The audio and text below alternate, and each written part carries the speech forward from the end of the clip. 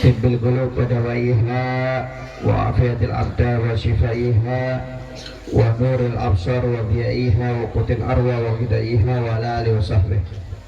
Subhanaka la ilma lana illa ma 'allamtana innaka antal alimul hakim. Rabbi shrah li sadri wa yassir li amri wahlul 'uqdatam min lisani yafqahu qawli, amma ba'd.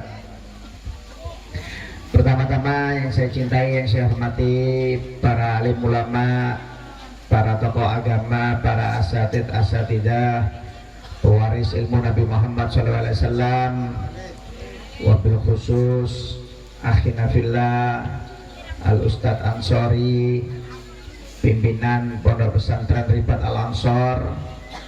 Kemudian ada Ustadz Abdul Aziz, Imam Masjid Baitul Hikmah. Kemudian akhina fillah Sahibul Bait, Sahibul Haja, Ustadz Saiful. Kemudian yang saya hormati para tokoh masyarakat yang hadir pada malam hari ini. Kemudian juga ada Bapak Kapolsek Gunung Tabur, Bapak Amin yang hadir pada malam hari ini. Para hadirin dan hadirat yang insya Allah yang hadir pada malam hari ini, mudah-mudahan selalu dalam lindungan rahmat Allah Subhanahu wa Ta'ala, lindungan barokah dari Allah Subhanahu wa Ta'ala, lindungan ridhonya Allah Subhanahu wa Ta'ala. Mudah-mudahan kita dicatat semuanya sebagai pecinta Nabi Muhammad SAW, dan mudah-mudahan dunia dan akhirat kita mendapatkan syafaatnya Nabi Muhammad SAW. Amin ya Rabbal Amin. Dan tidak lupa juga terima kasih banyak kepada bapak-bapak, ibu-ibu yang telah membantu menyukseskan acara ini, baik membantu dengan dana, tenaga, pikiran, doa. Mudah-mudahan hajatnya dikabulkan oleh Allah Subhanahu wa Ta'ala. Mudah-mudahan urusannya dipermudah oleh Allah Ta'ala. Mudah-mudahan rezekinya diganti yang barokah, melimpah, manfaat dunia dan akhirat. Amin ya Rabbal Alamin. Pak, Bu, Anda kalau dalam acara-acara maulid seperti ini jangan pernah perhitungan, karena acara seperti ini adalah acara untuk Nabi Muhammad SAW. Jadi apa yang Anda keluarkan untuk Allah dan untuk Nabi Muhammad, insya Allah rezekinya dikasih barokah berlipat ganda. Jadi nggak ada ceritanya orang yang sedekah untuk Allah, untuk Nabi itu uangnya berkurang, itu nggak ada, Pak, Bu. Anda ini kalau sedekah untuk Allah Ta'ala, untuk Nabi Muhammad, di jalan Allah, di jalan Nabi, itu jangan pakai matematika dunia. Kalau Anda pakai matematika dunia itu berkurang. Anda punya uang 1 juta, Anda keluarkan 100.000, sisanya 900.000. Itu kalau matematika dunia. Tapi kalau matematika langit, Quran dan hadis beda. Anda punya uang 1 juta, Anda keluarkan 100.000, itu dalam hadis minimal kembalinya 10 kali lipat. Kalau Anda sedekah 100, minimal kembalinya 1 juta. Tapi kalau dalam Al-Quran, minimal kembalinya 700 kali lipat, bahkan bisa lebih, terserah Allah Ta'ala. Kalau Anda nyumbang 100, maka kembalinya minimal 70 juta. Jadi nggak ada ceritanya orang sedekah bangkrut, itu nggak ada. Yang bangkrut itu yang nggak mau sedekah. Oleh karena itu jangan perhitungan. Kalau uang untuk Allah Ta'ala jangan perhitungan. Untuk pribadi perhitungan, tapi untuk Allah, untuk Nabi Muhammad perhitungan. Maaf acara ulang tahun anaknya tiap tahun dirayakan, mengeluarkan uang ratusan juta. Mengeluarkan uang sampai ratusan ribu sampai jutaan. Anaknya ulang tahun dirayakan, disiapkan makanan, diundang orang banyak. Tapi ketika hari kelahiran Nabi, ulang tahunnya Nabi, nggak pernah merayakan ulang tahunnya Nabi Muhammad SAW. Untuk nabinya nggak pernah dirayakan, untuk anaknya dirayakan. Pak, Bu, maaf ya, kita merayakan ulang tahun anak kita nggak apa-apa, hukumnya mubah. Tapi maaf, belum tentu anak yang kita rayakan ulang tahunnya jadi anak yang berbakti kepada kita. Belum tentu. Berapa banyak anak yang kita sayang, nggak taunya kalau sudah berkeluarga kadang-kadang melupakan orang tuanya, kadang-kadang kurang ajar dengan orang tuanya. Tapi kalau Anda mengeluarkan uang untuk Nabi Muhammad, nggak mungkin Anda rugi. Dunia akhirat bakal beruntung Anda dunia akhirat. Oleh karena itu jangan perhitungan kalau untuk Nabi Muhammad SAW. Rugi kita kalau terlalu perhitungan dengan Allah Ta'ala dengan Nabi Muhammad SAW. Maaf kadang-kadang kita ini Pak Bu, kalau untuk urusan dunia nggak pernah perhitungan. Contoh saya kasih contoh ya, bapak-bapaknya ngerokok umpamanya, ngerokok sehari satu pak 25.000 Bu ya, ada yang 35, kita ambil yang netral aja, putus kan, 25.000 kalau sebulan itu 750.000, dalam 1 tahun 9 juta buat ngerokok, 9 juta dalam 1 tahun bisa. Itu baru rokok ya, itu baru yang 1 pak, belum yang 2 pak itu. Yang 2 pak beda lagi ya, itu baru rokok, belum pulsa HP. Pulsa HP anggap sebulan 200.000 ya, belum anaknya 100.000 nggak mati pulsa HP 400-500.000 sebulan itu. Kalau pulsa HP saja 500.000 sebulan, setahun 6 juta Pak. Itu belum lagi maaf make upnya ibu-ibu. Tapi kalau di sini kelihatannya kelas FIFA semuanya ini modelnya ini, iya kan? Kalau enggak bedak dingin, pupur dingin itu. Hah? Apa? Bedak bayi. Oh, bedak bayi lebih murah lagi berarti. Oh, subhanallah, jujur ibunya. Ya. Belum lagi maaf ibu-ibunya butuh make up. Berapa biaya make up? Make up itu tergantung kemampuan. Ya. Saya pernah maaf ya melihat tukang rias make upnya. Kalau dia sekali make up, 1 kali make upan, umpamanya nikahan sama gedung beda, nikahan dengan resepsi beda. Sekali nikah aja Pak, itu make upnya biayanya 25 juta. Kalau untuk nikahan plus gedung bisa 50 juta sekali make up. Sekali make up. Subhanallah, harganya mahal. Untuk acara kawinan tapi ini ya. Nggak taunya make upnya itu harganya puluhan juta Pak. Make upnya itu bedaknya itu harganya puluhan juta. Bayangkan. Untung istri sampean ini pakai FIFA, pakai bedak bayi. Kalau minta yang puluhan juta itu habis kita, nggak ngerokok mungkin. Ya. Biaya ngerokok sampai jutaan, make up bisa-bisa jutaan, pulsa jutaan. Nggak taunya ketika acara Maulid Nabi diminta sumbangan keluarnya 20.000, keluarnya 50.000, keluarnya 100.000. Untuk rokok bisa 9 juta sebulan ya. Untuk pulsa maaf untuk rokok 750.000 sebulan bisa. Untuk pulsa 500.000 bisa. Setahun itu bisa 6 juta. Yang rokok bisa 9 juta. Ini maulid kadang-kadang setahun sekali keluarnya 100.000, keluarnya 50.000. Pulang-pulang bawa 10 kotak. Ini maling maulid ini namanya ini. Nanti dilihat itu yang pulang bawa 10 kotak, maling itu namanya itu. Ya biasanya ibu-ibu ini yang banyak bungkus ini. Sudah ngomong sama bapaknya, Pak, hari ini nggak usah belanja karena nanti malam ada maulid. Nanti malam ada maulid. Ya. Memang biasanya yang banyak-banyak yang suka bungkus kalau acara itu ibu-ibu. Katanya Ustaz Dasat, ibu-ibu Columbus. Ya, ibu-ibu kelompok pembungkus. Ya, bapak-bapaknya ada juga yang bungkus, tapi yang nyuruh ibunya juga. Sama. Ya. Jangan Pak Bu, kalau untuk Nabi Muhammad jangan hitung-hitungan. Tasodaki falatui fayu alaik. Keluarkan sedekah kalian, jangan pernah perhitungan kata Nabi Muhammad. Barang siapa yang tidak pernah perhitungan, maka rezekinya dikasih lancar oleh Allah Ta'ala. Tapi barang siapa yang perhitungan, ketika ada acara maulid, pembangunan masjid, fuqara al masakin, ada kegiatan-kegiatan yang bernilai keagamaan, dia nggak mau nyumbang, maka rezekinya bakal dipersempit oleh Allah Ta'ala. Hati-hati. Gak ada ceritanya orang sedekah bangkrut, itu gak ada Pak Bu.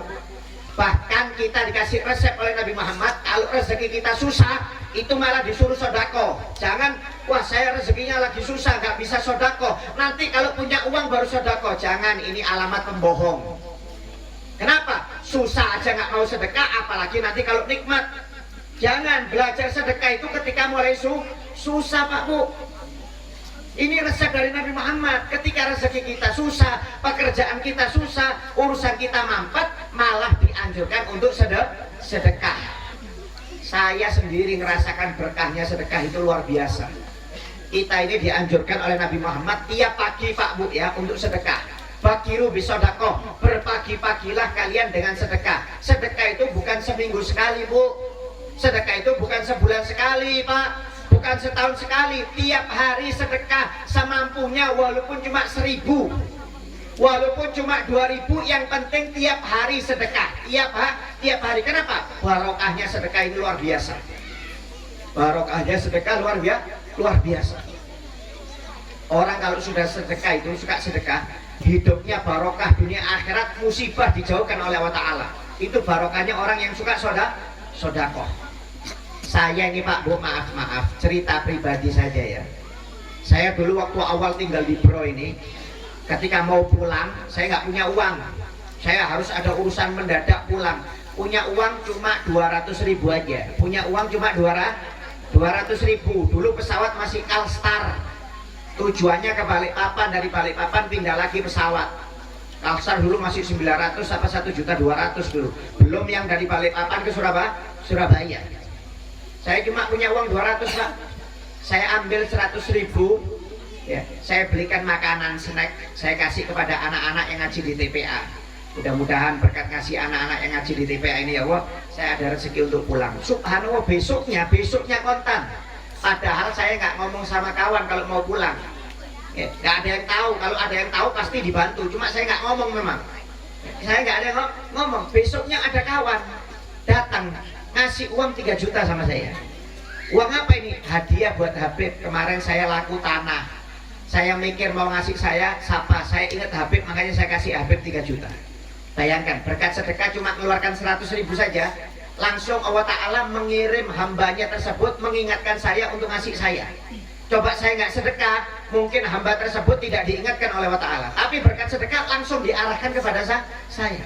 Langsung dapat 3 juta, padahal sedekahnya cuma 100, langsung diganti oleh Allah Ta'ala. Gak ada ceritanya. Anda kalau kekurangan uang, rezekinya mampet, itu malah disuruh sedekah.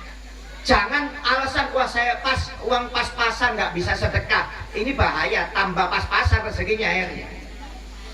Ini resep Pak Bu. Makanya kalau untuk urusan pribadi Anda mau perhitungan boleh, tapi kalau untuk urusan sedekah Anda jangan perhitungan. Kenapa? Kalau kita perhitungan, maka rezeki kita bakal dipersempit oleh Allah Subhanahu wa Ta'ala. Orang yang suka sedekah itu rezekinya dikasih barokah, dikasih lancar, ya. dikasih lancar. Sampai pernah Bu dikisahkan Pak, ada seorang ulama besar namanya Les bin Sa'ad. Les bin Sa'ad ini ulama besar, kemudian hafal kitab satu perahu.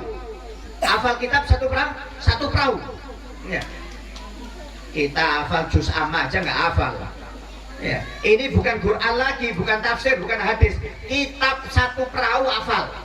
Saking alimnya. Cuma kaya raya. Subhanallah, kaya raya. Tiap hari pendapatannya 1.000 dinar. 1.000 dinar ini Pak Bu, kalau diuangkan sekarang 5 miliar. Penghasilannya tiap hari. Betul. Ahlan wa sahlan Gus Fatah. Alhamdulillah. Maksa Gus.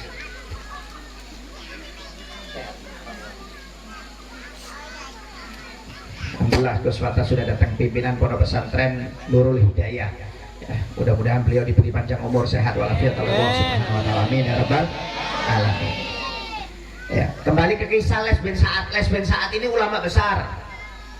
Hasilnya tiap hari Bu ya, pendapatannya tiap hari nggak tanggung-tanggung Pak, 5 miliar. Saya mau tanya di Tasuk ini adakah yang penghasilannya setiap hari 5 miliar? Ada nggak? Tiap hari loh, ini bukan tiap tahun loh Pak ya. Les bin Sa'ad ini per hari penghasilannya 5 miliar, 1.000 dinar pendapatannya. kaya raya, memang miliarder. Ada nggak di sini yang ditasuk ini? 5M. 5M ada 5 kali minjem uang. Bukan 5 miliar. Ya. Jangankan ditasuk, di Bro belum tentu ada yang penghasilannya 5 hari, tiap hari 5M Pak Bu. Tapi subhanallah ben saat ini kalau dalam 1 tahun nggak wajib nisab, nisabnya nggak sampai, nggak wajib zakat, nggak sampai, hartanya tidak mencapai nisab. Kenapa? Karena penghasilannya tiap hari 1000 dinar, sedekahnya 1000 dinar. Jadi tiap hari Pak dapat uang 5M, sedekah 5M. Besok dapat 5M, sedekah 5M. Tapi subhanallah sampai meninggal dunia Les bin Sa'ad gak bangkrut. Kalau secara akal logika matematika Pak Bu, orang yang mengamalkan ini bangkrut. Kalau nggak percaya ibu cobalah. Ibu-ibu ini yang dagang, hari ini dapat 500, sedekahkan 500. Besok dapat 1 juta, sedekahkan 1 juta. Besok dapat 2 juta, sedekahkan 2 juta. Insya Allah sebulan bangkrut. Insya Allah sebulan bangkrut. Loh, kalau hitung-hitungan matematika pasti bangkrut. Tapi subhanallah bin Sa'ad ini bukan pakai matematika dunia, dia pakai matematika langit. Pakai matematika langit sampai meninggal dunia tetap kaya raya, subhanallah. Padahal kalau secara akal logika Pak nggak bisa diamalkan ini. Saya aja ngamalkan nggak berani.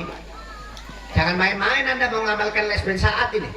Kenapa? Imannya beda, kekuatan mentalnya beda. Kalau seperti beliau itu mereka sudah yakin Quran, sudah yakin hadis, mentalnya mental baja. Kalau kita ini mental tempe yang sudah masuk kulkas itu loh. Ya, yang nggak bisa digoreng lagi, yaitu kita mentalnya mental itu. Sampai ada seorang ibu, Les bin Sa'ad ini termasuk juragan madu. Ada seorang ibu anaknya sakit, minta madu sama Les 1 cangkir, dikasih 1 drum. Ibunya kaget, wahai Les, saya cuma minta 1 cangkir, kebanyakan. Bagimu kebanyakan, kalau bagi saya terlalu sedikit. Kalau kurang, ambil sendiri di gudang. Subhanallah. Bayangkan dermawannya. Kalau kurang, ambil sendiri. Adakah ditasuk ini? Kalau mau pinjam uang, ambil sendiri Beb, di lemari. Ada nggak? Nah, ada, ambil sendiri tapi nggak ada isinya lemarinya. Kosong, yang ada nota utang semuanya. Ya. Bayangkan Les bin Sa'ad ini kaya raya subhanallah. Di Jakarta Pak Bu, ada haji yang terkenal di Jakarta, ini kisahnya tadi. Haji yang tidak cinta dunia, sampai orang-orang dianggap haji yang tidak cinta dunia. Kenapa? Kalau nyumbang nggak masuk akal.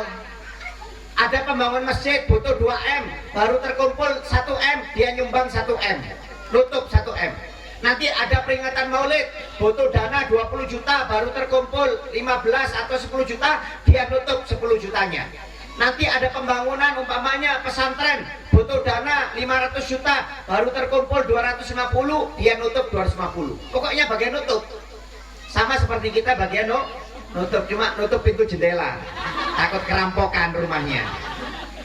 Ini bagian nutup. Sampai ditanya, "Oi Haji, kamu ini kok nggak cinta dunia? Kok nggak cinta harta? Kalau sedekah itu nggak pakai mikir, kok bagian nutup, bagian nutup?" Kata haji tersebut, "Siapa yang nggak cinta harta? Saya ini cinta harta. Saking cintanya dengan harta, saya titipkan kepada yang berhak menerimanya. Nanti di akhirat saya ambil semuanya harta saya itu." Ini orang pintar. Nah, kalau Anda cuma nyimpen harta untuk urusan dunia Pak Bu, saya kasih contoh, maaf ibu-ibunya inilah, punya emas banyak. Punya emas kah? Ada kelihatan ya, walaupun emas palsu insya Allah ada lah. Ibu-ibunya ini suka nyimpen emas, ya, nyimpen emas. Ada yang nyimpen permata umpamanya. Maaf Bu, kalau meninggal, maaf kalau ibunya meninggal dulu ini ya, maaf emasnya itu dimasuk kubur kah? Enggak. Siapa yang untung dapat emasnya? Suaminya modal kawin lagi. Hati-hati. Anda nyimpen emas banyak, belum tentu Anda bawa ke kubur. Nggak mungkin dibawa. Jadi waris.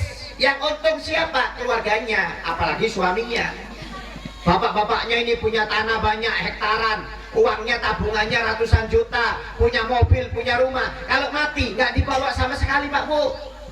nggak dibawa sama sekali, jadi warisan istrinya. Istrinya cari lagi, cari berondong, cari nggak ada. Anda kalau numpuk harta percuma, percuma. Kenapa? Jadi warisan, kemudian Anda bakal dihisap.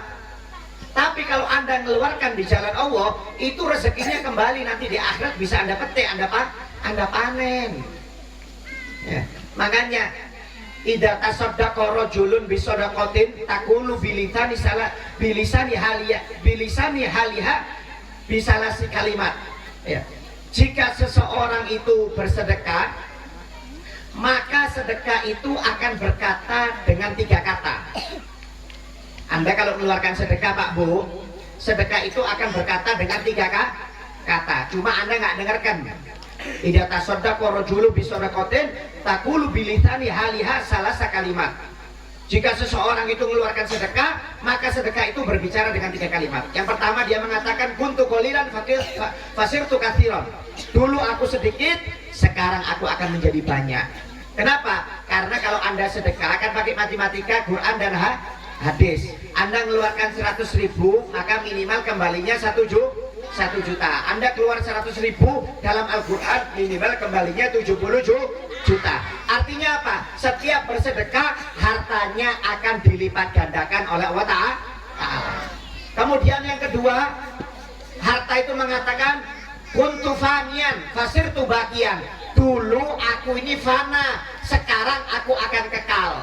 Anda Pak Bu, maaf, Anda kalau punya tabungan di rekening, punya tanah, punya mobil, punya rumah, itu fana. Kalau masuk kubur, nggak Anda bawa, di akhirat hisab, Anda nggak dapat apa-apa. Tapi kalau Anda mengeluarkan uang untuk sedekah, tanah untuk musola, tanah untuk pesantren, uang untuk maulid, uang untuk Isra Mi'raj, uang untuk fakir miskin, maka nanti di hari akhirat itu uangnya kekal, bakal Anda panen. Bakal Anda panen. Jadi kalau uang yang Anda keluarkan di dunia untuk urusan pribadi nggak dipanen, bakal dihisap. Tapi kalau untuk Allah Ta'ala, untuk Nabi Muhammad, maka bisa dipanen. Kemudian yang ketiga, harta itu ketika Anda keluarkan di jalan Allah Ta'ala, harta itu mengatakan kunta tahfaduni fasirtu ahfaduka. Dulu kamu menjaga saya, sekarang saya yang menjaga kamu, kata harta. Harta itu Bu, sedekah itu Bu, maaf, sedekah itu fungsinya Pak, untuk tolak balak. Orang yang suka sedekah itu dijauhkan dari musibah. Hidupnya dijauhkan dari musibah, dijauhkan dari mara bahaya oleh Allah Ta'ala. Yang sakit dikasih sehat oleh Allah Ta'ala. Itu fungsinya sedekah. Makanya kalau orang suka sedekah, itu insya Allah nggak kena balak. Kalau ditakdir umpamanya kecelakaannya berat, diringankan oleh Allah Ta'ala. Kalau ditakdir kecelakaannya ringan, dibatalkan oleh Allah Ta'ala. Itu barokahnya sodakoh.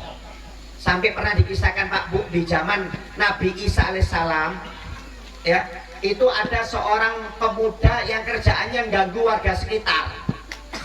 Akhirnya warga sekitar ini lapor kepada Nabi Isa, wahai Nabi Isa, tolong nasihati pemuda tersebut. Pemuda tersebut kerjaannya ganggu warga sekitar. Dinasehati oleh Nabi Isa 1 kali nggak berubah, dinasehati 2 kali nggak berubah, dinasehati 3 kali nggak berubah. Karena nggak tahan, akhirnya Nabi Isa itu dalam riwayat memerintahkan seekor ular yang sangat ganas untuk menggigit pemuda tersebut, preman tersebut. Bahasanya preman, berandal, ya, berandal kampungan ini namanya. Suruh gigit ular itu suruh gigit, cari fulan bin fulan, gigit biar dia mati, kata Nabi Isa alaihissalam. Akhirnya cari itu ular, dicari oleh ular itu pemuda tersebut, ditunggu-tunggu kok nggak ada laporan ini ular Pak oleh Nabi Isa ini. Ditunggu mulai siang, sore, malam nggak lapor. Akhirnya besoknya Nabi Isa keliling, nggak taunya ular ini sudah terikat di atas pohon. Kaget, dilepas oleh Nabi Isa, ditanya, wahai ular, kenapa kamu bisa terikat? Sudah kamu gigit pemuda tersebut, preman tersebut. Kata ular tersebut, wahai Nabi Isa, ketika aku mau menggigit pemuda tersebut, Allah Ta'ala menurunkan malaikat dari langit untuk menyelamatkan pemuda tersebut, sehingga aku diikat oleh malaikat. Yang mengikat aku ini malaikat. Duh, kenapa malaikat gigat kamu? Karena ingin menyelamatkan pemuda tersebut dari gigitan saya. Bingung Nabi Isa, mulai kapan preman diselamatkan malaikat? Ini nggak salah turun kan malaikatnya ini? Preman diselamatkan malaikat. Akhirnya dicari itu preman, pemuda berandal itu. Wahai fulan, sini kamu, kata Nabi Isa. Apa amalan yang kamu kerjakan kemarin? Kata pemuda tersebut, nggak ada, seperti biasa, ganggu warga. Kata Nabi Isa, bukan amalan yang jelek, amalan yang baik. Karena kemarin saya nyuruh ular yang sangat ganas untuk menggigit kamu. Nggak taunya ketika ingin menggigit kamu, dari belakang malaikat turun mengikat ular tersebut. Berarti kamu punya amalan yang baik. Coba diingat-ingat. Nggak taunya diingat Pak. Oh iya, saya kemarin punya 2 buah roti. Ketika mau saya makan, ada 2 fakir miskin, anak dan ibunya sedang kelaparan belum makan. Dua-duanya saya sedekahkan roti tersebut kepada fuqara wal masakin. Kata Nabi Isa, nah gara-gara kamu sedekah 2 buah roti tersebut, akhirnya umurmu diperpanjang oleh Allah Ta'ala. Seandainya kamu kemarin nggak sedekah, mungkin kamu sekarang sudah masuk kubur, kata Nabi Isa alaihissalam. Subhanallah. Berkat apa Pak Bu? Berkat sedekah. Sedekah ini tolak balak, jauhkan musibah. Makanya orang itu kalau ingin dijauhkan musibah, sering-sering sedekah. Makanya kata Nabi Muhammad, fakiru bisodako, berpagi-pagilah kalian dengan sedekah. Kalau sakit Pak Bu, dianjurkan untuk sedekah. Dawu mardokum bisodako, obati penyakit-penyakit kalian dengan sedekah. Anda Pak kalau sakit gigi, demam, penyakit-penyakit yang lainnya, minum obat bagus, tapi ditambah dengan sedekah. Jangan cuma minum obat ke dokter. Disunahkan untuk sedekah. Ya, sedekah ini penting. Sampai pernah dikisahkan di zaman Sayyidina Ali bin Abi Thalib, ada seorang sakit, cuma orang ini kaya pelit, nggak mau sedekah. Dia berobat nggak sembuh, datang kepada Sayyidina Ali. Kata Sayyidina Ali, coba kamu sedekah 100 dirham. Wah, kemahalan Sayyidina Ali. Kalau berobat aja paling cuma 50 dirham, masa sedekahnya harus 100 dirham? Oh ya sudah, kalau nggak mau sedekah kamu nggak mungkin sembuh, kata Sayyidina Ali. Akhirnya tambah sakit, biayanya tambah bengkak, sampai 100 lebih. Akhirnya datang kepada Sayyidina Ali. Wah Sayyidina Ali, sekarang saya mau sedekah. Loh kenapa kok mau sedekah? Iya, penyakit saya tambah parah. Oh kalau penyakitnya tambah parah, naik sekarang sedekahnya 300 dirham. 300 dirham. Wah kok mahal lagi, kemarin kan 100. Iya kemarin 100 karena kamu belum parah. Sekarang sudah parah, naik sedekahnya 300. Gak mau orang ini pulang Bu. Gak taunya ketika pulang tambah parah. Akhirnya biayanya lebih dari 300 dirham biaya berobatnya. Akhirnya datang lagi kepada Sayyidina Ali bin Abi Thalib sambil mengatakan, Sayyidina Ali, sekarang saya sudah mau sedekah. Ditanya lagi, kenapa kamu mau sedekah 300? Karena penyakit saya tambah parah. Oh minta maaf, kalau parah sekarang naik 1000 dirham. Naik 1000. Wah kok naik terus? Iya karena penyakitnya naik. Penyakit kalau semakin parah, sedekahnya harus semakin banyak. Kalau pengen murah itu ya penyakit flu. Tapi kalau penyakitnya yang parah ya naik, harganya naik. Nggak mau sedekah orang ini, hati-hati loh ya. Wajahmu ini saya lihat, kata Sayyidina Ali, nggak lama lagi meninggal dunia gara-gara penyakit. Kalau kamu nggak mau sedekah, kamu bakal bisa meninggal kamu. Subhanallah, betul Bu. Orang itu nggak mau sedekah, nggak taunya meninggal gara-gara penyakitnya tambah parah. Coba dia mau mulai awal sedekah 100, nggak mungkin biayanya bakal melonjak. Cuma karena pelit, akhirnya meninggal gara-gara sakit dan tidak mau sedekah. Makanya Pak Bu, hati-hati sampean ini. Kalau sakit itu sedekah. Kalau ada temannya Pak Bu sakit nggak mau sedekah, bilangi, hati-hati loh. Habis ini kelihatannya wajahmu mati nggak lama lagi. Biar sedekah. Nah, suruh sedekah. Sedekah ini barokah. Wah kalau mau kita bahas sedekah itu panjang. Intinya insya Allah yang menyumbang acara ini, yang menyukseskan acara ini, mudah-mudahan rezekinya dikasih barokah oleh Allah Ta'ala. Mudah-mudahan rezekinya dikasih lancar oleh Allah Subhanahu wa Ta'ala. Amin ya Rabbal Alamin. Ya, alhamdulillah pada saat ini kita hadir di tempat ini untuk meringati Maulid Nabi Muhammad SAW. Ya, saya Pak minta maaf sebelumnya. Ini anjuran, kalau pas acara maulid, kalau bisa jangan ada yang merokok dulu, istirahat. Nanti kalau setelah selesai maulid, merokok nggak apa-apa. Karena ada sebuah kisah, kalau di acara maulid seperti ini Nabi Muhammad suka hadir. Tapi kalau ada orang yang merokok di dalam acara maulid, peringatan maulid seperti ini, Nabi Muhammad nggak mau hadir. Ini banyak para wali-wali yang sudah menyaksikan secara langsung. Ya, banyak kisah para wali-wali ketika Nabi Muhammad itu mau hadir, di sana ada orang yang merokok, maka Nabi Muhammad gak jadi masuk ke tempat majelis tersebut. Makanya supaya arwahnya Nabi Muhammad bisa masuk di majelis yang mulia ini, istirahat dulu, stop rokoknya. Nanti kalau setelah selesai mau langsung 10 gak apa-apa. Ya 10 gak apa-apa. Yang penting kalau waktu acara maulid diistirahatkan dulu. Ya, baik yang di dalam maupun yang di luar, yang duduk-duduk di luar. Ya, ini untuk menghormati Nabi Muhammad SAW supaya kita dapat berkah, dapat syafaatnya Nabi. Amin ya rabbal alamin. Ya, jadi hadirnya kita Pak di tempat ini tiada lain tujuannya adalah untuk memuliakan Nabi Muhammad SAW. Karena Nabi Muhammad ini Pak Bu manusia yang spesial. Ahsanun nas khuluqan wa khalqah. Nabi Muhammad ini manusia yang spesial, yang paling baik, yang paling bagus, yang paling cakep, yang paling cantik, akhlaknya dan postur tubuhnya. Nabi Muhammad ini nggak ada bandingannya Pak. Manusia super. Sampai kata para sahabat, ya, Zaid bin Sabit, Hasan bin Sabit dalam syairnya beliau mengatakan bahwasanya Nabi Muhammad ini diciptakan seakan-akan menurut kemauannya sendiri. Minta wajahnya paling tampan, minta hidungnya yang paling bagus, minta bibirnya yang paling bagus, telinganya yang paling bagus, badannya yang paling bagus, postur tubuhnya paling bagus. Jadi maaf, dalam tubuh Nabi Muhammad ini tidak ada cacat sama sekali. Nabi Muhammad ini manusia yang spesial dari postur tubuhnya. Kalau kita ditanya siapa Nabi yang paling tampan, siapa?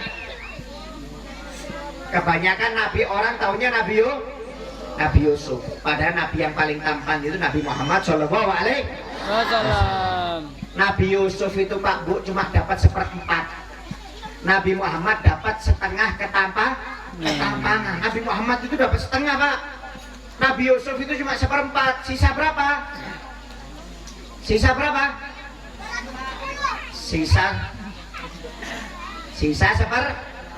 kok nggak bisa hitung-hitungan orang sini nih. Kalau lihat uang bisa ngitung, kalau suruh ngitung 1/2 1/4 bingung ya. Kalau 100.000 2 juta langsung paham ya. Sisa 1/4, setengah sudah diambil Nabi Muhammad ketampanan, 1/4 ketampanan diambil Nabi Yusuf. Sisa 1/4 dibagi triliunan makhluk. Dikasihkan para malaikat, dikasihkan para jin, dikasihkan para manusia, hewan, semuanya, seluruh alam semesta ini cuma kebagian 1/4. Gak salah kalau mukanya seperti ini. Kenapa? Karena 1/4 dibagi triliunan makhluk. Kenapa yang 1/4 diambil Nabi Yusuf, yang setengah diambil Nabi Muhammad? Nabi Muhammad ini Pak tampan Pak. Nabi Muhammad itu Pak Bu, wajahnya itu bagikan kiloan pedang. Apa maksudnya? Kata sahabat itu wajahnya Nabi Muhammad itu hampir nggak bisa dilihat. Kenapa? Saking bercahayanya wajahnya Nabi Muhammad. Anda kalau pernah lihat pedang, kalau Anda kilaukan di matahari, itu kan silau mata. Wajahnya Nabi Muhammad itu menyilaukan, nggak bisa dilihat. Makanya orang rata-rata kalau pernah mimpi Nabi Muhammad SAW, itu wajahnya Nabi nggak bisa dilihat. Yang dilihat cuma cahayanya saja. Kenapa? Saking tampannya Nabi Muhammad SAW. Allahumma sholli ala Muhammad. Bayangkan Pak, Nabi Muhammad nggak bisa dilihat wajahnya itu, tampan. Jangankan Nabi Muhammad, maaf, Syekh Ahmad Badawi, seorang wali kutub besar. Syekh Ahmad Badawi itu kalau jalan Pak, itu tutup pakai cadar 10 lapis. Ini bukan perempuan loh ya, ini laki. Syekh Ahmad Badawi itu saking bercahayanya, itu kalau jalan pakai 10 lapis, cadarnya itu 10 lapis. Sampai pernah dikisahkan saja, kalau ada orang melihat satu cadar dibuka, 9 lapis belum dibuka 1 lapis saja, melihat cahayanya Syekh Ahmad Badawi itu bisa pingsan orang. Itu belum Nabi Muhammad SAW. Itu baru kutub Syekh Ahmad Badawi. Dibuka satu cadar orang bisa pingsan. Saking bercahayanya Syekh Ahmad Badawi itu. cucunya Nabi Muhammad SAW. Bagaimana dengan Nabi Muhammad SAW? Luar biasa Nabi Muhammad ini tampan Pak, bukan main, luar biasa. Ya. Sampai pernah dikisahkan ketika musim panas, ya kalau musim panas di Arab itu Pak ngeri Pak, ngeri panasnya. Saya itu pernah ke Yaman, saya pernah lihat orang-orang Timur Tengah itu suka minum air es, khususnya daerah Yaman. Suka minum air es, saya kan paling anti air es, saya nggak suka air es. Tapi kalau lihat orang-orang Yaman itu kalau minum air es itu satu gelas besar, saya sampai heran kok senang es ya orang-orang Timur Tengah ini, orang-orang Yaman ini. Subhanallah, nggak taunya ketika saya ke sana Pak Bu, nggak bisa minum air biasa. Kalau minum air biasa seperti ini nggak masuk ke tenggorokan, saking panasnya loh ini. Nggak bisa minum air biasa itu nggak masuk, harus air dingin. Kalau air dingin baru bisa masuk. Saya kalau di Indonesia ini minum 2 botol sehari gini aja sudah hebat. Saya kurang minum air orangnya. Minum 2 botol setiap hari di Indonesia, di Bro ini, itu sudah hebat. Saya di sana 1 hari itu botol seperti ini 12 botol habis. 12 botol sehari loh ya. Saking panasnya sehari itu 12 botol air es. Maaf buang air kecilnya sehari cuma 1 kali saja. Saking panasnya itu nguap. Saking panasnya nguap. Coba kalau di Indonesia minum 2 botol semalam bisa 4 kali kencing saya. Tapi di sana 12 botol sehari cuma 1 kali kencing. Kenapa? Saking panasnya. Jadi kalau di Arab itu musim panasnya ngeri. Anda pakai kipas angin tambah terbakar Pak. Lebih baik jangan pakai kipas angin. Kalau musim panas mobil nggak ada AC, kaca dibuka, oh terbakar sudah Anda. Tambah panas, lebih baik ditutup. Loh, ditutup kayak open, lebih baik kayak open ditutup. Kenapa? Saya sendiri pernah merasakan panasnya luar biasa. Itu ketika Nabi Muhammad musim panas, itu oleh pamannya Abu Thalib, Nabi Muhammad itu suruh buka baju. Wahai Muhammad, buka bajumu. Dibuka baju bagian luar. Kaos dalamnya nggak dilepas oleh Nabi Muhammad SAW.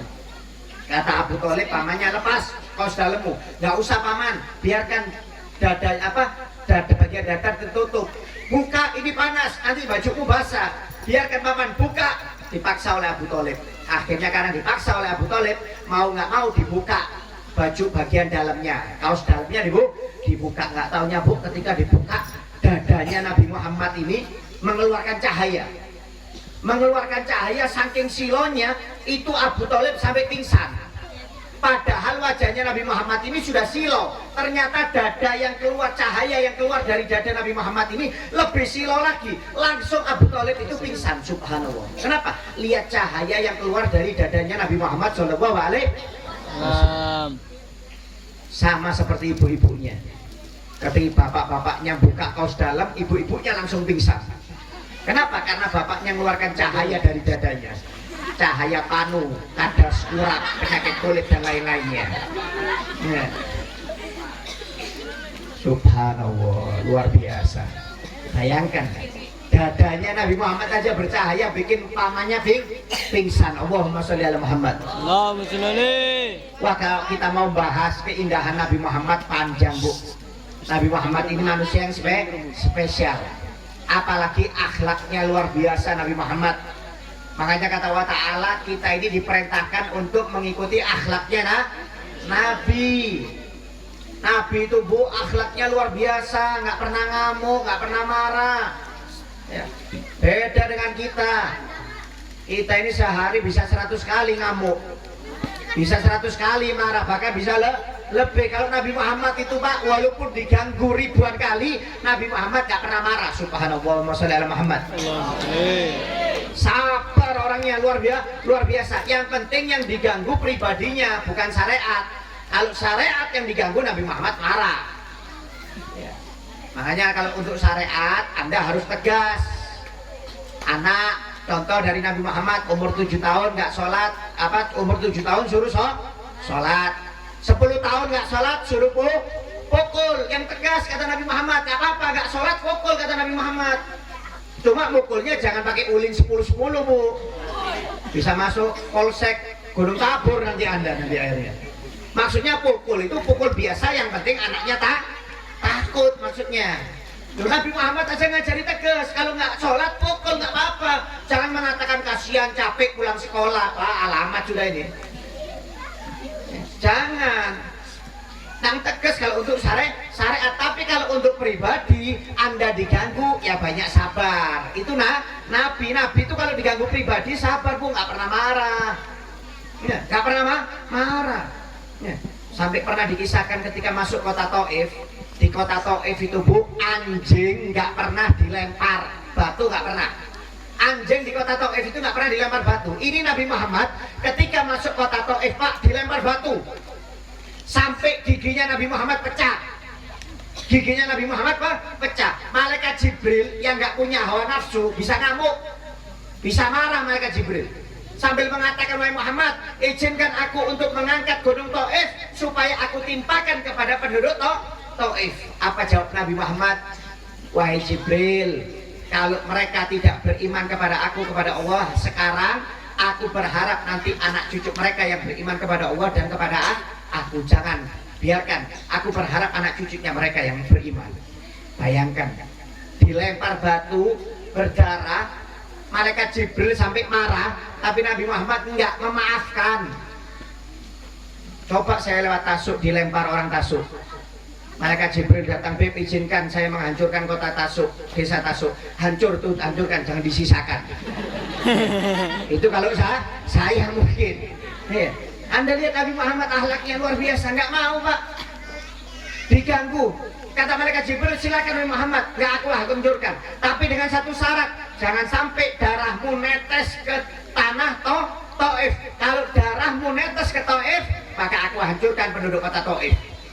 Akhirnya Nabi Muhammad keluar dari kota Taif sambil menadah kedua tangannya supaya darah yang dari giginya ini tidak jatuh ke tanah. Sampai lari itu Nabi Muhammad dari kota Taif. Bayangkan, saking rahmatnya Nabi Muhammad Shallallahu Alaihi Wasallam. Allahumma sholli ala Muhammad. Makanya kalau orang ngikut akhlaknya Nabi, orangnya sukses, gak gampang ngamuk. Akhirnya kalau orang itu gak mudah marah Pak, sabar, derajatnya diangkat oleh Allah Ta'ala. Sampai pernah dikisahkan ada seorang ulama besar namanya Ibrahim bin Adham, ngikuti akhlaknya Nabi luar biasa. Ibrahim bin Adham ini Pak Bu, kalau doanya mustajab, bagikan kilat 1 detik langsung diterima oleh Allah Ta'ala. Adakah di sini yang doanya 1 detik langsung dikabulkan? Ada nggak? Ya, nggak ada harapan. Yang ngomong ini aja juga enggak. Ini Ibrahim bin Adham, kalau doa 1 detik langsung kabul. Alim wali besar.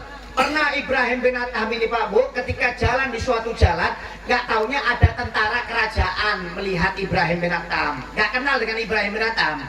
Dipanggil, sini wahai fulan. Ditanya oleh tentara kerajaan, rumahmu di mana? Rumahmu di mana? Kata Ibrahim bin Adham sambil nunjuk kuburan, itu rumah abadi saya.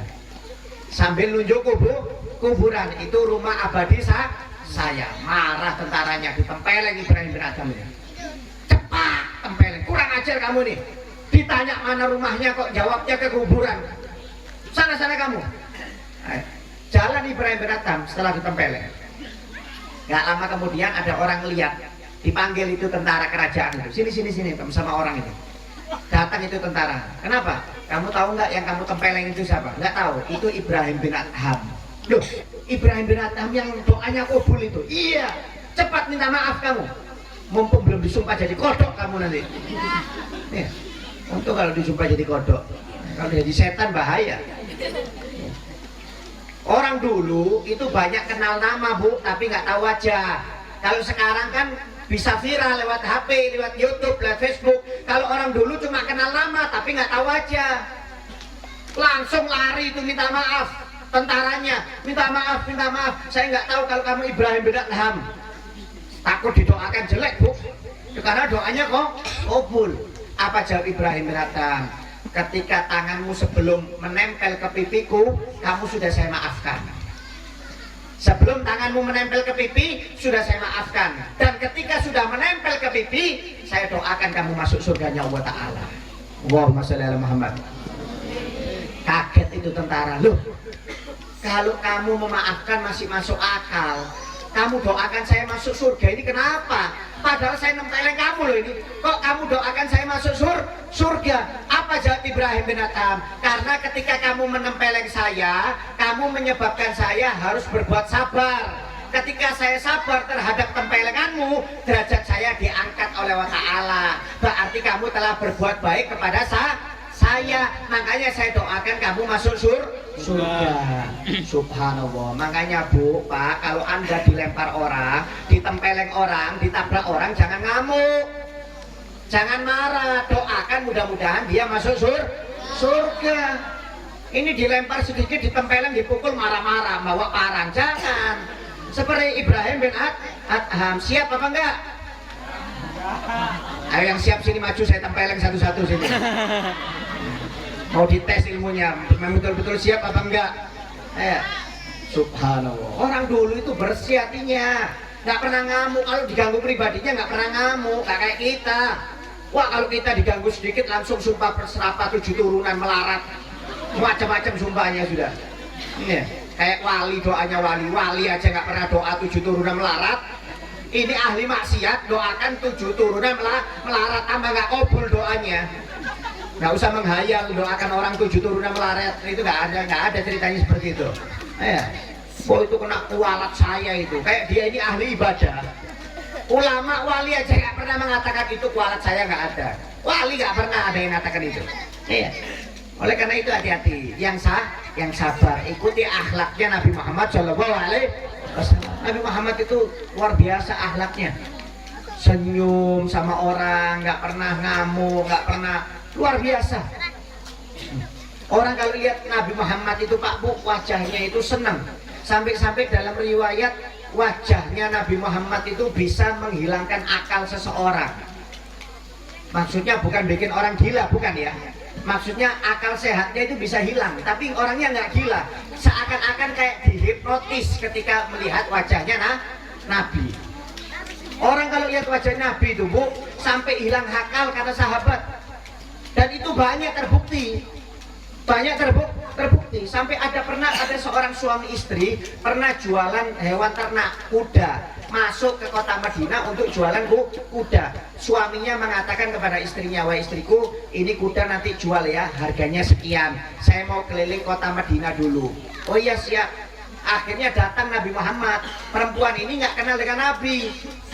Ditanya oleh Nabi, wahai perempuan, ini berapa harganya? Oh harganya umpamanya 100 dirham. Oh iya sudah, oke saya beli kata Nabi Muhammad. Tapi kudanya saya bawa dulu ya, saya bawa ke rumah, nanti saya ambil uangnya, kemudian saya kembali ke pasar, saya bayar. Oh iya ya, bawa, gak apa-apa. Loh ini kan nggak masuk akal Bu. Contoh ya, ada orang mau beli mobil Anda nggak kenal, Pak ini berapa harga mobilnya? 200 juta. Oh ya oke saya beli, saya bawa dulu Pak ya, nanti besok saya bayar uangnya, mobilnya saya bawa. Kira-kira dikasih nggak? Dikasih nggak kira-kira? Nggak mungkin, kalau ngasih gila berarti orangnya. Jangankan nggak kenal, tetangga aja nggak dikasih, uangnya dulu. Tetangga aja nggak dikasih, apalagi orang lain. Ini perempuan ini ketika melihat Nabi Muhammad langsung hilang akalnya. Mempersilahkan Nabi Muhammad untuk bawa kudanya, nanti baru dibayar. Loh kan mestinya kan uang dengan barang dengan uang di depan. Akhirnya subhanallah nggak lama kemudian dibawa itu oleh Nabi Muhammad pulang. Nggak lama kemudian suaminya datang tanya, wahai istri mana tadi hewannya kita? Oh alhamdulillah sudah laku. Mana uangnya? Oh belum dibayar sama orangnya. Loh kamu kenal sama orangnya? Enggak. Tahu rumahnya, alamatnya? Enggak. Loh kamu ini sudah gila Pak, masa nggak tahu orangnya, nggak tahu rumahnya, dilepas. Kata istrinya, kamu nggak usah marah-marah, kamu kalau lihat orangnya pasti melakukan seperti yang saya lakukan, nggak usah bingung, wajahnya itu jujur, nggak mungkin bohong. Kata si istri itu, nggak mungkin bohong. Kalau kamu melihat orangnya pasti kamu akan melakukan seperti yang saya lakukan. Wah suaminya bingung Pak Bu, takut nggak dibayar. Subhanallah nggak lama kemudian datang Nabi Muhammad bawa uangnya bayar. Ketika suaminya ini melihat wajah Nabi Muhammad langsung mengatakan, betul kamu, kalau saya yang melayani mungkin saya lepas juga seperti yang kamu lakukan. Memang wajahnya beda, ini wajah orang yang bisa menghilangkan akal kita, kata suaminya. Subhanallah, Allahumma sholli Muhammad. Beda dengan wajah kita Pak ya. Nggak pernah wajah kita bikin orang hilang akal, itu nggak pernah. Yang bikin orang tambah enak aja dengan kita ini. Apalagi kalau kita datang ke rumahnya tiap hari, bisa muntah itu tuan rumahnya itu. Ini lagi, ini lagi, ini lagi, ini lagi. Yang sakit tambah parah, yang parah bisa mati ngeliat kita ini. Ya, makanya kalau bertamu ke rumahnya orang Pak Bu, jangan tiap hari, pusing tuh tuan rumahnya. Cuma mau ngusir nggak enak kadang-kadang. Ya. Beda dengan Nabi. Nabi ini kalau dilihat tiap hari Pak Bu, tambah iman, tambah mantap. Lihat Nabi Muhammad itu, Allahumma sholli ala Muhammad. Makanya diriwayatkan istri-istri sahabat itu kadang-kadang cemburu dengan suaminya. Kenapa? Karena suaminya itu lebih lama waktunya dengan Nabi daripada dengan keluarganya. Sahabat itu kalau pulang ke rumahnya sebentar saja Pak, kemudian balik lagi, nggak bisa lama-lama pisah dengan Nabi. Bayangkan, laki saja nggak bisa pisah lama-lama dengan Nabi Muhammad SAW. Kenapa? Saking bercahayanya, saking nikmatnya melihat wajahnya Nabi Muhammad SAW. Allahumma sholli ala Muhammad. Mudah-mudahan kita diizinkan melihat wajahnya Nabi Muhammad SAW di dunia maupun di akhirat kelak nanti. Amin ya Rabbal alamin. Minimal di akhirat Bu. Kalau kita di akhirat tidak bisa melihat wajah Nabi Muhammad, maka dipastikan kita orang yang celaka. Waliyadzubillah min dzalik. Nabi Muhammad sendiri yang bersabda, wailun liman lam yarani yaumal qiyamah. Celaka nanti kalau di hari kiamat ada orang yang tidak bisa melihat wajahku, kata Nabi Muhammad SAW. Mudah-mudahan kita bisa melihat wajahnya Nabi Muhammad SAW. Oleh karena itu, kalau ingin sering melihat wajahnya Nabi Muhammad, perbanyak sholawat kepada Nabi Muhammad SAW.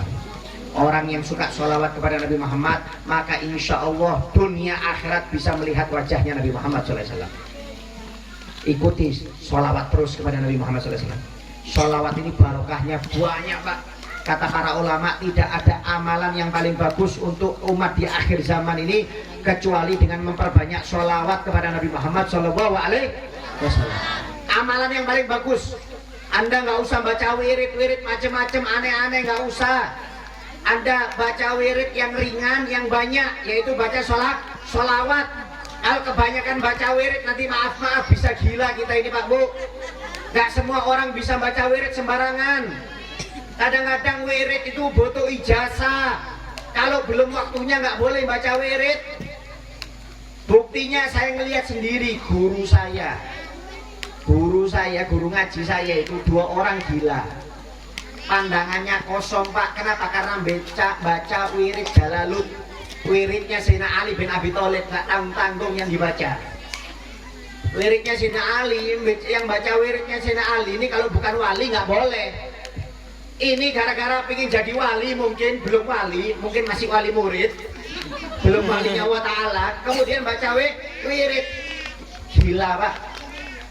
Pandangannya kosong kayak orang gila, diajak ngomong nggak nyambung. 2 orang, saya ngelihat sendiri, guru saya pernah ngajar saya, sampai sekarang masih gila orangnya.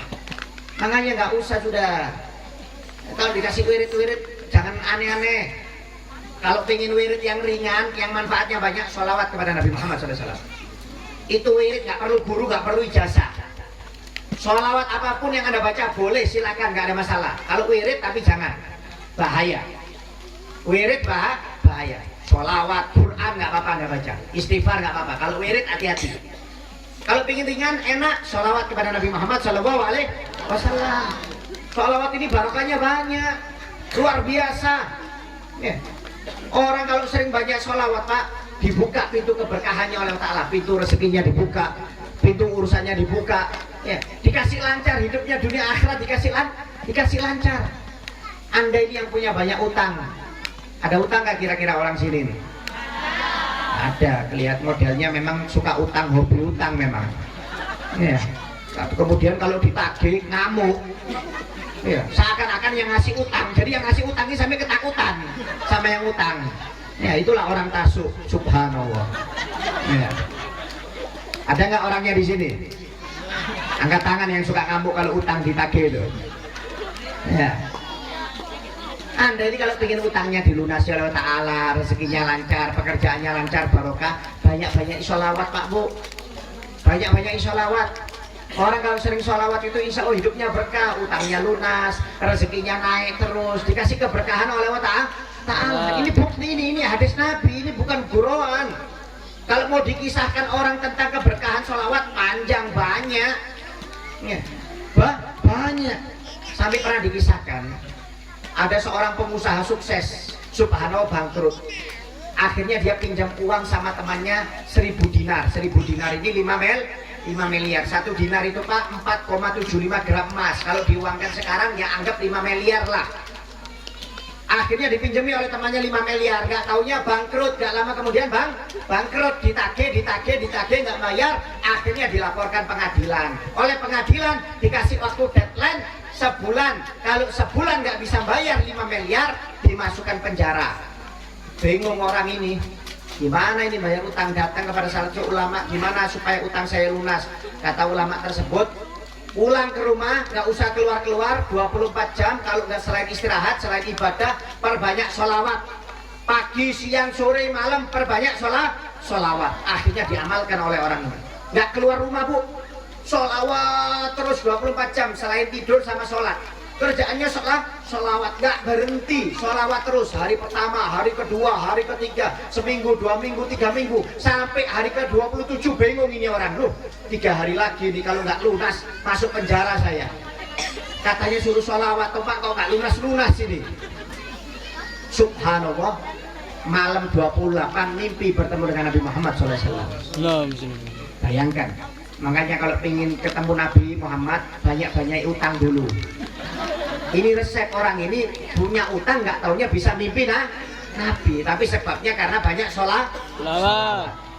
Dalam mimpinya kata Nabi Muhammad, wahai fulan, kamu nggak usah bingung, utangmu bakal dilunasi oleh Allah Ta'ala. Datanglah kamu ke rumah gubernur Fulan bin Fulan, ketok pintu rumahnya, katakan aku kirim salam, dan dia diperintahkan untuk membayar utangmu. Katakan perkataan ini kepada gubernur tersebut, kata Nabi Muhammad SAW. Subhanallah, bangun dari tidurnya orang ini gembira, langsung datang ke rumah gubernur, diketok keluar gubernurnya. Gubernur zaman dulu Pak, Bu, enak didatangi, nggak seperti sekarang. Ada satpol PP-nya, jangankan mau datangi gubernur, mau datangi RT aja setengah mati zaman sekarang ini. Ya mau datangi RT aja susah, apalagi gubernur, bupati, waduh kirim salam Anda. Mau masuk sudah dijaga satpol PP. Kalau dulu nggak ada, diketok langsung keluar gubernurnya. Ditanya ada apa? Saya Fulan bin Fulan, wahai gubernur, saya tadi malam mimpi bertemu dengan Nabi Muhammad. Oh Masya Allah, berarti kamu ini orang soleh, kamu ini orang baik. Nggak semua orang bisa bertemu dengan Nabi. Apa dalam mimpinya? Nabi ngomong apa? Nabi kirim salam dengan engkau. Alhamdulillah, kata gubernurnya, saya dapat salamnya Nabi. Terus apa lagi ngomong Nabi? Engkau disuruh ngelunasi hutangku. Wah ini yang nggak enak ini, kata gubernurnya ini. Berapa hutangmu?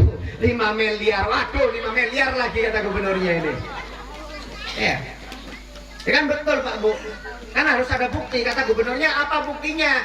Kalau kamu mimpi Nabi, harus tunjukkan buktinya. Dalilnya apa buktinya? Ya, nanti ibu-ibu tasuk datang ke rumah saya. Beb, tadi malam saya mimpi bertemu dengan Nabi Muhammad. Nabi Muhammad kirim salam sama Habib. Habib suruh melunasi hutang saya. Orang cicilan mobil belum lunas, suruh utangnya sampean.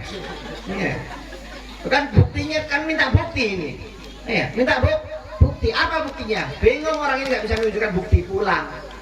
Akhirnya malamnya mimpi lagi bertemu dengan Nabi Muhammad. Dalam mimpinya ditanya, sudah kamu ambil uangnya? Belum ya Rasulullah. Ambil. Katakan aku kirim salam. Dia suruh ngurunasi utangmu. Bangun tidurnya, senang dia mimpi bertemu Nabi Muhammad. Lari ke rumah gubernur, lupa dimintai buktinya. Diketok, wah kamu lagi. Apalagi mimpi Nabi Muhammad? Iya. Kirim salam sama saya? Iya. Kan sudah saya tanya, apa buktinya? Oh iya, lupa saya. Akhirnya pulang lagi dia Bu.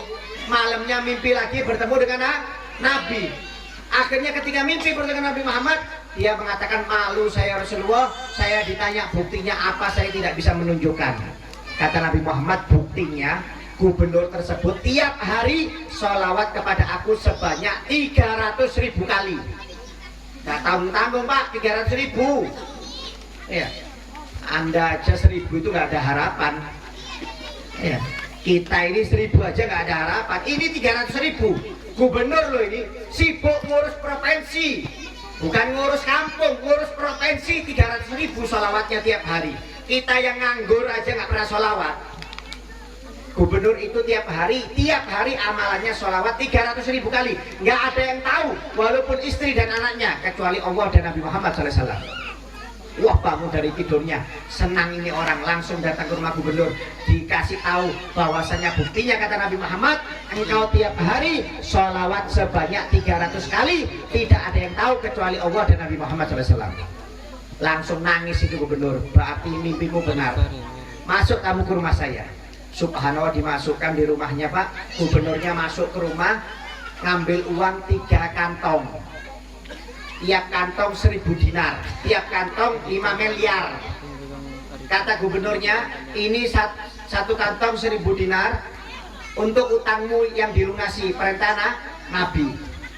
Ini saya tambahin lagi 1.000 dinar lagi untuk modal usahamu.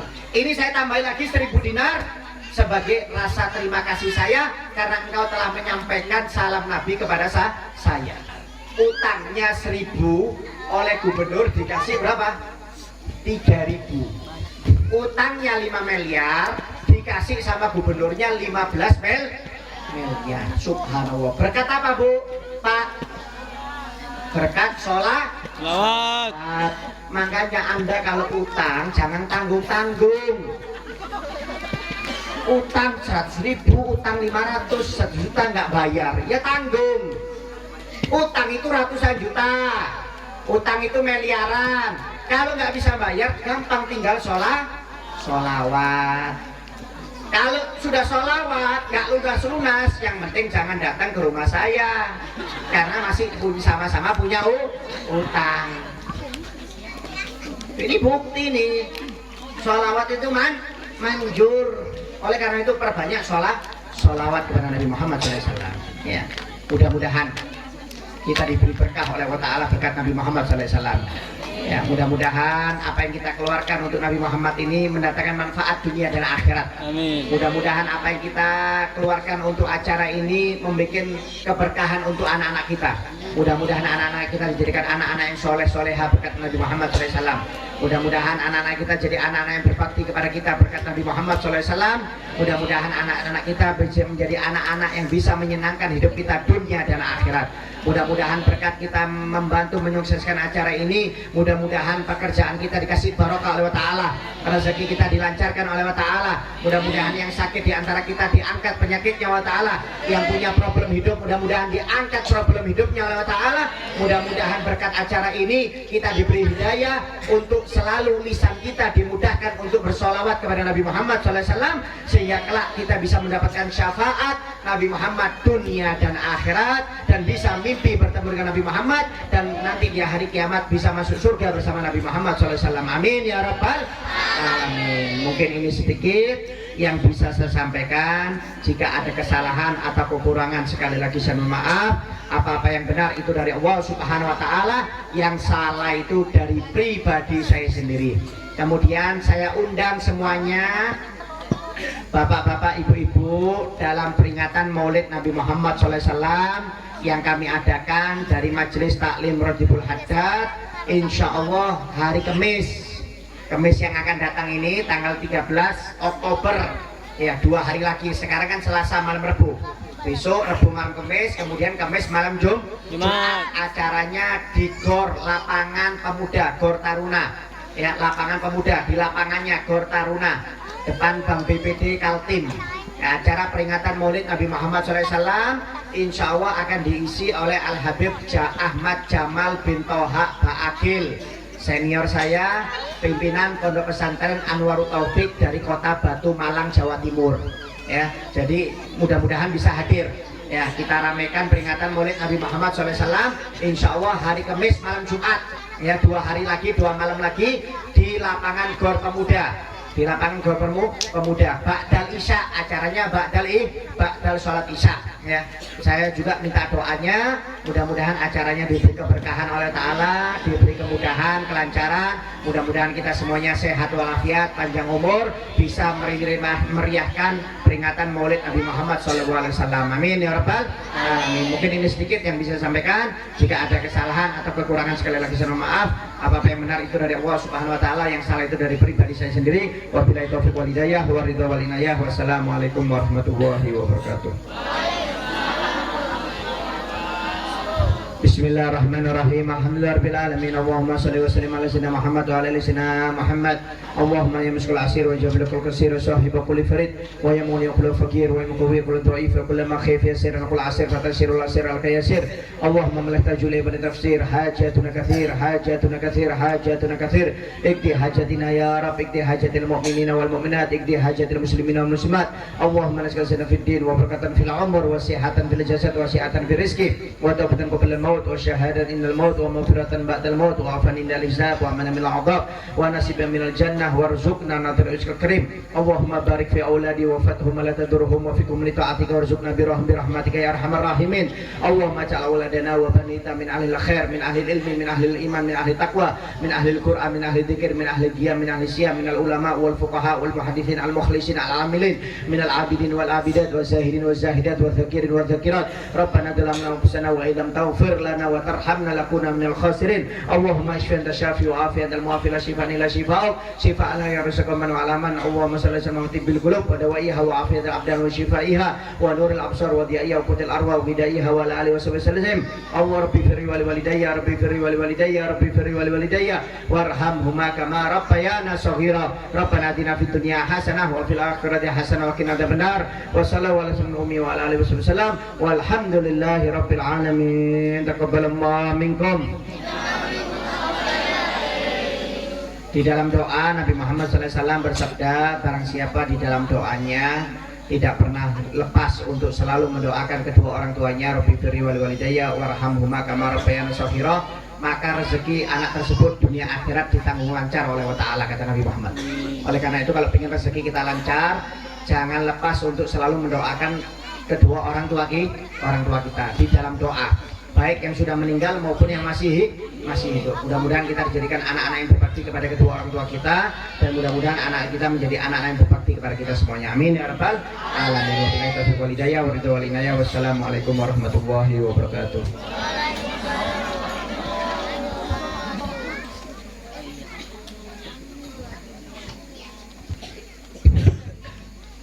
Perlu diketahui bagi seluruh hadirin hadirat yang dirahmati oleh Allah Subhanahu wa taala, pemberitahuan untuk seluruh jamaah bahwasanya siapa tahu ada yang berminat untuk umroh dan haji di bawah asuhan beliau langsung, daripada salah sasaran kena ke orang sebelah baru dilulukan lagi, langsung kepada Habib kami insyaallah. Bagi seluruh masyarakat Tasuk yang punya niatan, punya keinginan, sudah yang mau berangkat umroh langsung berdaftar ke beliau. Kalau tidak tahu ke kediaman beliau bisa minta antar ke Mas Andri Subroto atau saya sendiri. Mungkin itu saja. Saya mohon maaf. Assalamualaikum warahmatullahi wabarakatuh.